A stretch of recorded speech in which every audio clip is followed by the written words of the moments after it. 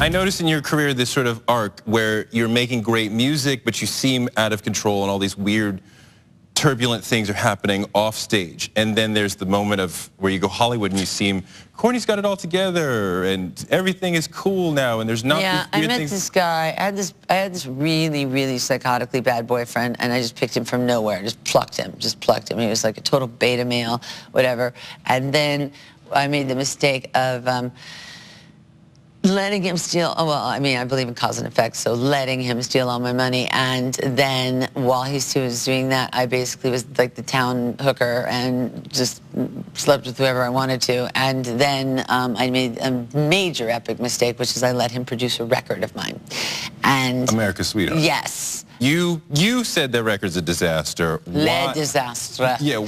But you know what? You can tell a person by their failures. I've learned to accept it. I think Hold On to Me is a really good song. I think All the Drugs is a good song. So whatever. Okay, so why is Live Through This such a great album? I have no idea.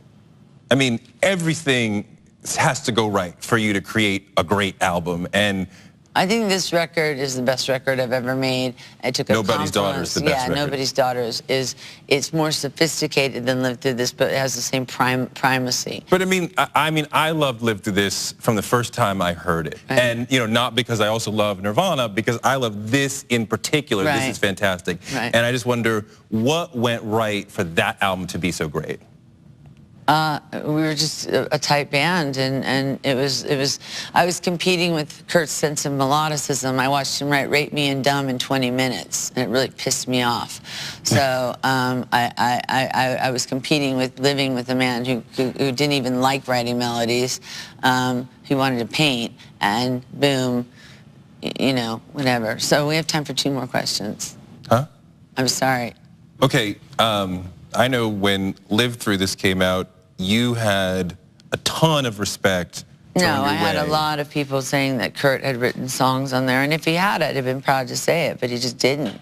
You know, I'm not embarrassed that Billy co-wrote some songs on this. Well, wait, let's get some, I mean, just clarity on that. What was Kurt's part in Live Through This? Nothing. Nothing.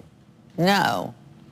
He came to visit the studio in Atlanta once, and the guy never once gave me any drugs, and all of a sudden out came the drugs for Kurt, which really pissed me off, but I was back then.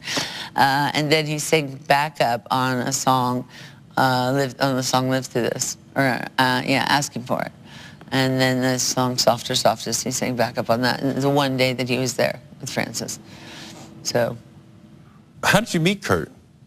I met him in 1988 at a Dharma Bums show where I was doing spoken word. And he had a girlfriend that I thought was chunky, and I told him so. And he wrestled me, which was cute. He wrestled you? Yeah, he wrestled me on a beer-soaked floor. What was Kurt like around the house? Away from the stardom? A pig, but a very adorable pig. I'm a pig, too. So what was your last conversation with him like? It was about getting him to rehab, and oh no, it's worse than that. My last conversation with him was like, if he didn't do Lollapalooza, it was gross.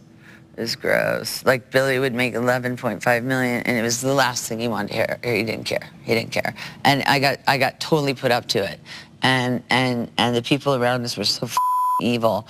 They were like, you know, you guys are going to go broke. And I mean, when he died, he had over $38 million, and no one knows where that went. But in any case, can you just tell me, where were you? He was in Exodus. No, I mean, no, when you were told that he was gone, where were you? I was in the hospital in Exodus. I checked in because the day he died, I'm positive it's the day he died, the cops came into my room at the Peninsula Hotel and arrested me for this psychiatrist who had left his prescription pad there. It wasn't even a triplicate pad. It was just like a normal birth control pad. So what they arrested me. So what was your first reaction? Who told you? Rosemary Carroll, the lawyer.